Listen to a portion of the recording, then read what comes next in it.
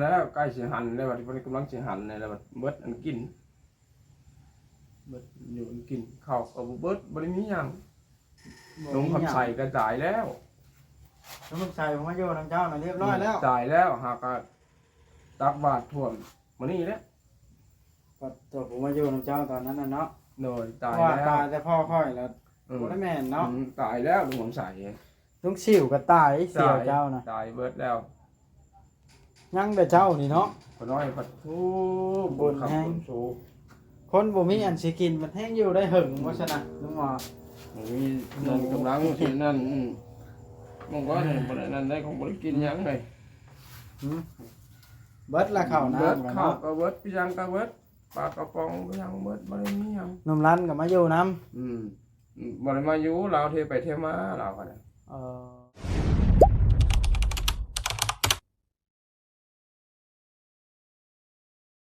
โดยพี่น้องไอ้เปิดภาพขึ้นกับตอนแรงยามค่ำมาหาลุงหมอมาวันนี้คือว่าแปลนบัดแถวนี่เดินแถวนี่ทางเข้าบ้านนี่พี่น้อง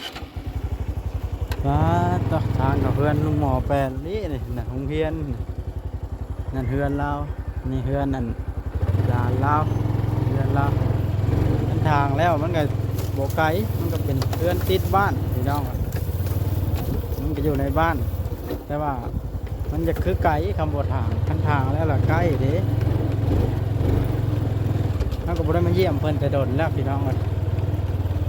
อันนี้เนื่องถือโอกาสมาเยี่ยมเพิ่นก่อน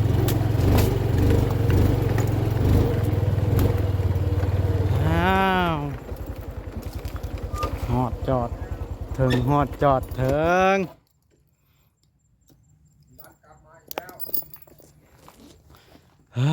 โตฝนตกฝนบ่ได้ตกน้ำขึ้นยังหน่อยแท้เนี่ยเอาสบายดีมาได้สบายดีมันคือสบายดีแห้งเห็ดแข็งเข้าก็เลยนะเอาหนุ่มรันสบายดีแต่หัวยังไม่ได้ยาโลดเนาะเดี๋ยวนี้ฮะต้องใช้น้ำสะดวกเลยลุงหมอพี่น้องให้เปิดจ้างเอานี่ซ้ำน้ำป่าต้องสำรวจเบื้องก่อน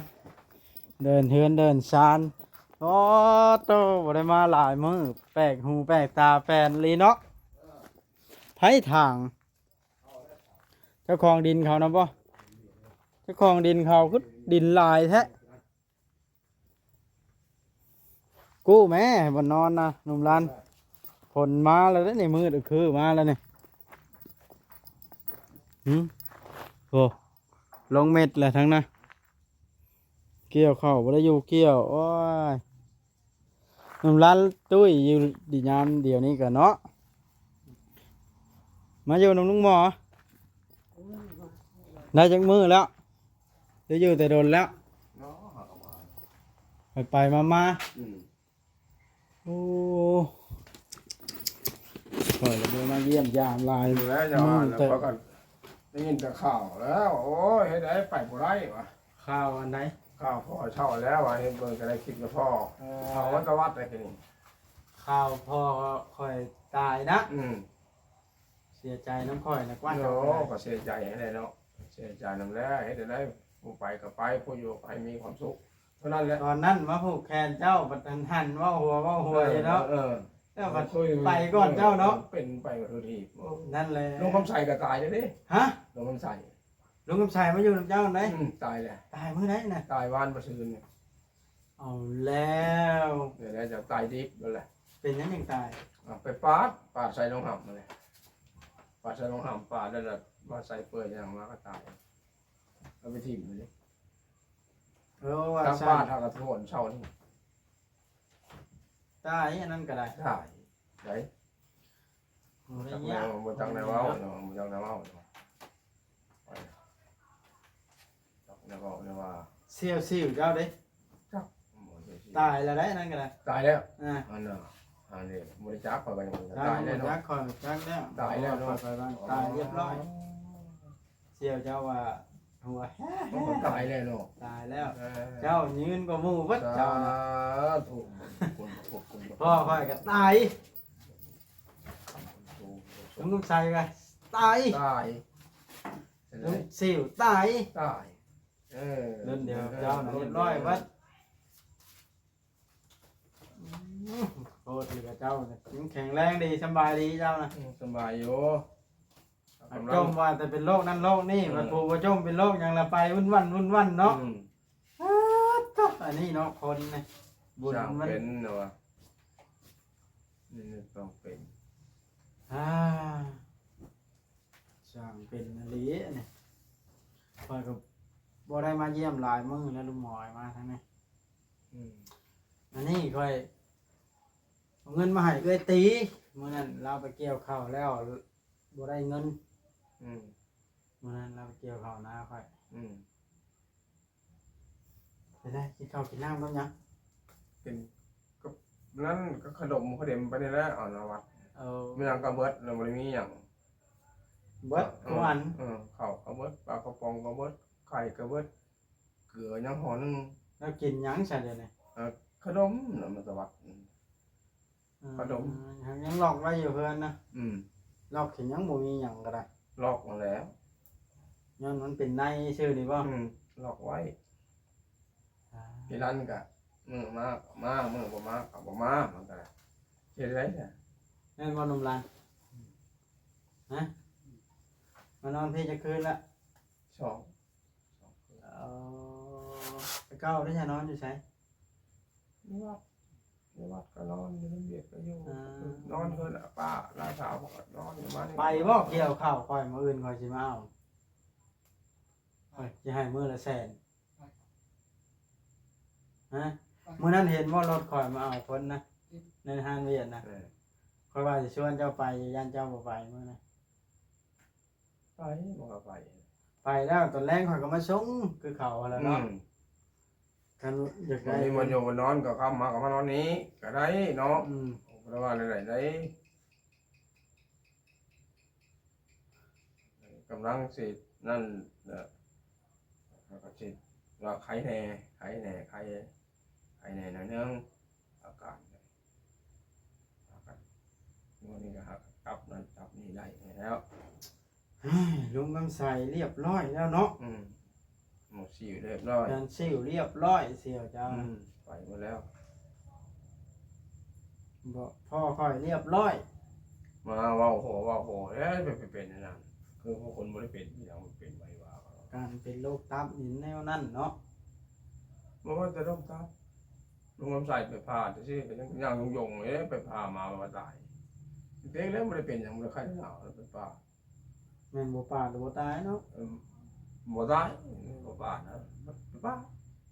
ลูกในเงิน3 ล้านแล้วลูกคือเห็นพ่อเลยเอาไปป่าป่ามันตายโอ้เราก็ไปเยี่ยมเราเป็นอะไรโอ้ยเรารอดแล้วเรารอด เจ็บแรงบ่แล้วอะ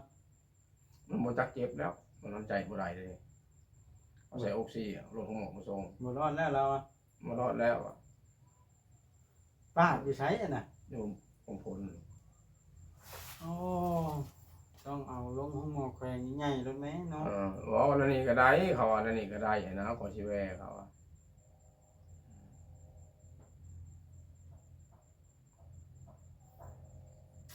เรียบร้อยปาดมาหางก็ไปทิ่มแล้ว เป็นทีมนะครับก็ตัวบาทเช้านี่ ช่างเป็นชีวิตคนเฮานี่ตั้งมันบ่รู้จักมื้อตายหรือจักแต่มื้อเกิดเนาะ เพราะว่าเพิ่นความตายคนละร้อยทั้งกระดูกเศร้าอยู่นี่หมอเอ้ยสิว่าอะไรละคอยก็ได้ แล้วก็ความตายเอาแต่คนให้อยู่ถึงไปคนนั้นไปใช่ไหม จูดรถจูดล่างให้พ่อกับเอฟซีกับด่าลายคือหมอไอ้สิ่งของที่เฮาอยากเอาให้พ่อแล้วมันเป็นสิ่งของที่ใหญ่เกินขนาดแล้ว คิดเป็นยังของเรา ว่าเห็นอยู่เฮาน่ะบ่เป็นหยังแต่ว่าสังคมพุ่นแล้วเพิ่นก็ต่อว่าเฮาหั้นแหล้วว่าเฮาโง่นั่นนั่นนี่แหละลุงหมอแต่ว่าสิ่งของที่เฮาเอาให้คนที่เฮาฮักแพงนี่เนาะ บ่มีคำว่าเสียดายดอกคันว่าสิ่งที่เฮาให้ได้หั้นนะ นะ คันสิ่งที่เฮาให้บ่ได้เฮาก็บ่ให้คือกัน แม่นแหละ อันนี้ก็อยากให้เข้าใจความรู้สึกข่อยก็บ่ได้ออกมาแก้ตัวดอก อืม แต่ว่าขอโทษนำ FC หลายๆเด้อที่เฮ็ดแบบนั้นไปเพราะว่าเฮาให้คนที่เฮาฮักอีหลีพี่น้องเอ้ยเฮาก็บ่ได้คิดเสียดายจังซั่นจังซี่พอใจ อืม แบบเฮาซื้อพัดลมกระติกน้ำหม้อหุงข้าวให้นี่แหล้วแต่ว่ามันหักต่างกันบ่นั้นต่างเท่าแต่ว่าของใหญ่เนาะ อืม มันระบ่มีผู้กล้าเฮ็ดนะ อืม แต่ว่าเฮาผัดความรู้สึกที่มีต่อพ่อมันผัด อืม ให้ได้เนาะ ให้ได้ สิ่งที่ให้บ่ได้ก็ให้บ่ได้คนเฮาบางคนก็เว้าไปต่างๆนานาคือบ่เผาเพื่อนเผาซ่านให้พร้อม อืม มันบ่แม่นแนวเนาะ บ่แนวแม่นไปบ่ได้เหิน อืมคิดใจเพิ่นใจโตนะ แล้วเอาไปน้ำได้แล้วเอาไปน้ำมาให้เพิ่น ก็จนเหงาอ่าน FC คอมเมนต์ด่ามากได้ยังบ่มีกำลังใจอยู่นี่ก็ได้แต่ว่าผู้เพิ่นให้กำลังใจก็มีอยู่ เพิ่นพามากินทานก็หลายคนอยู่ต่างประเทศก็มีไอ้จอยสมประดิษฐ์ อืม แล้วก็แม่มิลี่ อืม เป็นต่างประเทศแล้วเอ้ยจูลี่ อืม เพิ่นพามาทางเบาลี่แล้วก็ผ่านมาทางพอลูกแพทย์ก็มีทางวัดสาลีก็มีหลายคนอยู่ที่ว่าเพิ่นให้กำลังใจทางกินทานนะเฮาก็บ่เมาก็รอพอได้ใช้จ่ายในงานนั่นแหละ อืม แต่ว่าเฮ็ดบุญนี่คันลุงหมอหันแห้งแล้วไปงานกองบุญน้ำกันแบบว่า เออ ไปลิ้นไผ่ก็ลิ้นนะ ครบเบิ่นแล้วเห็นมันหันแหงไปนะ มันว่าหันแห้งว่าอันนี้ โดนแล้วก็เบิ่ง นะ แล้วเข้าเลยเนาะ แล้วเข้าแล้วน้ำเดือนสิมานี่แหล้วบ่ได้เอิงไหน สองโอ้ยหันไว้ยังไข เจ้าผัดบ่ไปส่งสการพ่อน้ำกัน ไปเนี่ยมันไปบ่ได้ มันบ่มีแนวไปบ่ เนี่ยไปไป อยากไปอยู่บ่ อยากไปเพิ่นจะไปข่อยก็นอนนั่นนี่แหละเนาะว่า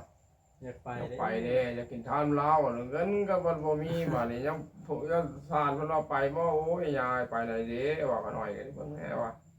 แม่มีแล้วว่า เจ้าก็จะไปอยู่ เดี๋ เจ้า ยว ก็ เพิ่น เนาะ จะไปให้แล้ว โอ้ขึ้นประเทศบุญในฐานะเพิ่นน่ะเห็นว่าหันมั้งแน่น่ะ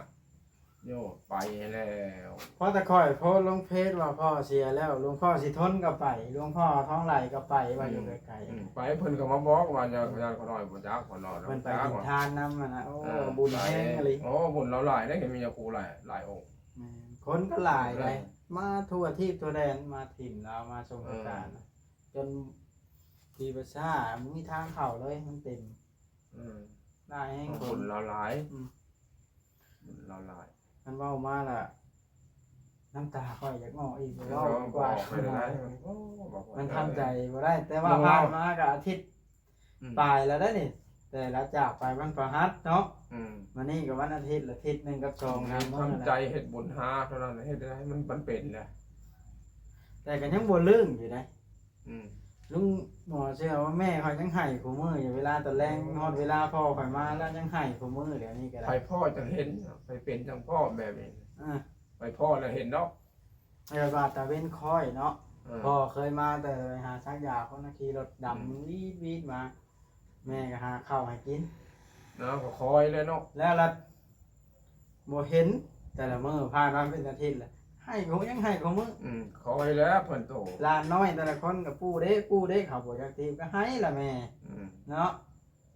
ปู่คือบ่มาปู่คือบ่มาล่ะอยู่จักพี่สัง เพราะว่าแต่ละน้อยนะผู้ใหญ่กันนะ ยาก ไผโดนนี่มันเจ็บไผ แต่ว่ามันเลือกบ่ได้เนาะ มันเลือกบ่ได้ เอาคืนบ่ได้มีแต่ว่าทำใจปล่อยวางว่าไผก็ต้องไปทางเดียวกันคือข้อนั้นแหละมันอยู่ได้ คือสิหมู่ หมู่ก็ยังตาย ตายได้ในโลกมันตายเบิดตัวนั้นถึกเพิ่นตายถึกตัวตายจะ พ่อ ได้ มาชื่อลุงหมอยังสิให้แล้วว่านี่ คือมาแล้วโอ้ลำบากลำคาญจิตใจหลายอันหลายอย่างลำบากลำคาญจิตใจลำบากลำคาญร่างกายบางจักสิมีใดจักสิยังจักสิบ่ยังนะ เขาพ่อแล้วก็ ยืมหมู่อยู่ใช่ไหม พอได้กินได้อยู่เกิดอย่างยังได้กินแล้วชีวิตแล้วนะ อืม ตายไว้ อืม อายุ57 ปีนี่ โอ้หลานนั่นนะขอยก็นอนโอ้ยขอยจะไปเด้ความดีความงามนำมาสักเกิดสักอย่างให้ขอยเป็นโปรดจนจะให้ดีแล้วเราก็ดีเออว่าได้ยินข่าวว่าเป็นวันนี้แหละเป็นว้าวมันไปว่าเขาหรอกแล้วลุงคำชัยผมมาอยู่ตรงนี้เป็นว่าตายเนี่ยอ้าวตายวันแต่ว่าเขาหรอกอย่างนั้นนะความตายเป็นข้อสู้ปัญญางเขาบอกเขาจักเป็นมือเกิดมือตายโอ้โห เว้ามาล่ะข่อยยังลอยอยู่ อืม ค่อยน่ะเงินก็ขอขอดไปย้อนบ่มีรถเบาเลขก็บ่มีรถเวียงก็บ่มีรถที่แก่พอไปเวียงจันทน์ อืม ไปแล้วขอขอดเอาเงินทั้งโฮมทั้งเมียอย่างนั้นไปวางดาวรถน่ะสิเอาพ่อไปปัวอยู่เวียง อืม แล้ววางว่าสิเอาเงินขายข้าวโรงเวียงน่ะไปผ้าบีพ่อออก เออ แล้วเอารถออกมาน่ะพ่อขี่บ่ได้แล้วบัดน่ะ อ๋อ เจ็บหนักเลย เอาออกมาแล้วหล่นเลยเนาะ ไปบ่ได้เลยเว้ากันว่าวันอาทิตย์สิไป เออ วันอาทิตย์แล้วได้ไปถิ่มแล้วหั่นไปส่งเราอยู่กองพรแล้วบอกว่าวันอาทิตย์พาพ่อไปเวียงจันทน์แล้วบอก อ๋อบอกฝากเนาะ อ่า บอกฝาก มองฝากแต่ว่าวันอาทิตย์ผัดได้ไปถิ่ม เออ สิว่านั่นได้ซะค่อยเอารถออกมาน่ะจักวันอย่างวันชุกร์บ่ อืมมันติดเราไปส่งเนาะเขาเย็นเขาเย็นเขาเงา ค่อยก็เอารถค่อยเลยเลยแกพ่อค่อยไปนะ จะเป็นยังก็ได้บุญเลย นั่นนะจังว่านะ เราก็ทำบุญหาเท่านั้นแหละเดี๋ยวจะทำบุญหาความคิดฮอดจดถึงนี่มีแต่ทำบุญหาเจตนา มันจะว่ากับใครแน่แล้วขมือนี่ค่อยก็ได้ลุงหมอมันหลายมื้อแล้วค่อยก็จะว่าเริ่มสิ้นแน่หั้นนะแต่ว่าให้ลืมจะบ่ลืมได้ลืมยาก บ่ลืมมันลืมไม่ได้ มันยังอันแบบว่า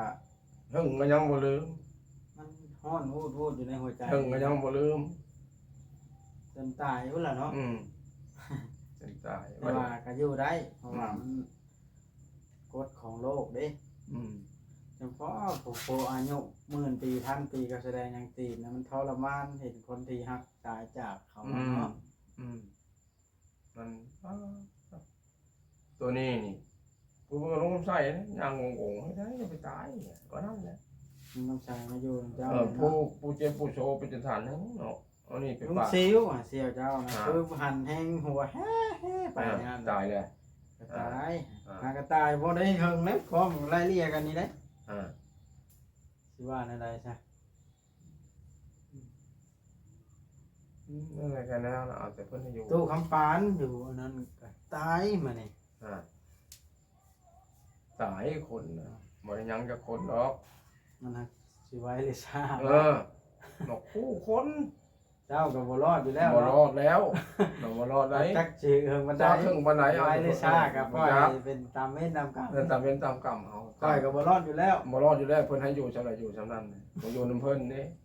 ไผก็บ่รอดอยู่แล้ว บ่รอดอยู่ใส่แก่บ่รอดเพราะว่าโกกไว้เห็นว่านอกจากอันนาโถนี่วิทย์จากนาโถนี่นะตกไปเลย อันนี้จะเพิ่นโกกไว้ได้นี่แล้ว บ่รอดอยู่ บ่ แล้ว รอดแล้วบ่ กำลังก็บ่ป้านํกันจังดีเพิ่นนี่เนาะ บ่รอดแล้วไปบ่รอดแล้ว คนก็ ทานดังก็เบิดบ่มีหยังนะบาดนี้ เจ้ากินก็เบิดเจ้าก็ เบิด มันยังก็เบิด เบิดกำลังสิมีเหือมีแห้งแล้วเบิดนี่ไปสิใครในนั้นนึงเขากินเบิด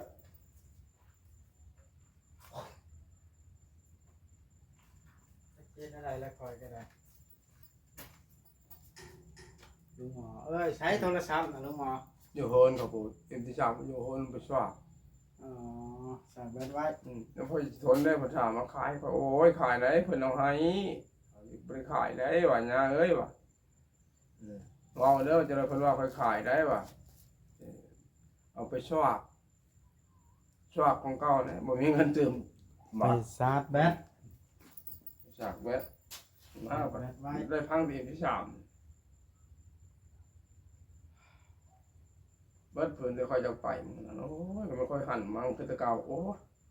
ค่อยสิอยู่นะโอ้ยค่อยไปถึงผมมึงแล้วเป็นหนักจบกลับผมไปกลับไปผมยังกับเบิ่งกันต่อบอกว่าเอ้ยเห็นอะไรเฮา หัดแต่มืดพ้นลุงหมอไอ้พ่อ มันจะห่วงกัน ต่อ มืดฝนมืดฟ้า เป็นอะไรก็กับมืดฟ้ามืดพ้นนี่เกี่ยวเข้าบ่ได้อยู่เกี่ยวเอาโอเคพี่น้องในคลิปนี้ก็สิขอจบคลิปลงซ้ำนี้แหละมาเยี่ยมยามถามข่าวลุงหมอมานี่พี่น้องบ่ได้มาเยี่ยมแวะเวียนจักเทื่อข้าหันหนีอยู่แล้วบ่ได้มาคอยเบิ่งมาเบิ่งแล้วก็เราก็ปัดอาหารการกินเราอะเบิดควรเริ่มสิหันแล้วก็ได้